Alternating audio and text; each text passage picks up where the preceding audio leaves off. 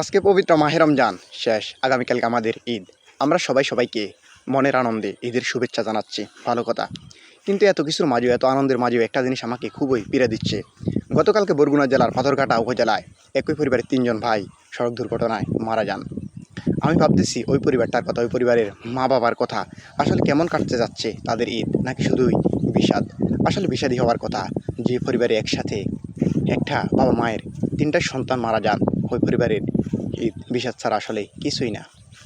তো এই কথাগুলো বলার উদ্দেশ্য হলো, আজকে আমরা অনেকেই বাসায় ফিরবো। আমরা যেন সবাই সর্বোচ্চ সতর্কতা অবলম্বন করি, কারণ আমাদের অসতর্কতা এবং অনাকাঙ্ক্ষিত কিছু ভুলের কারণেই ঘটে যায় এই সমস্ত সড়ক দুর্ঘটনা, যার কারণে প্রতিনিয়ত, বিশেষ করে ঈদের মধ্যে, অনেক মায়ের কোল খালি হয়।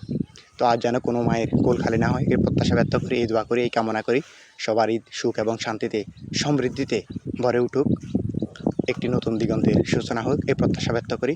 আসসালামু আলাইকুম।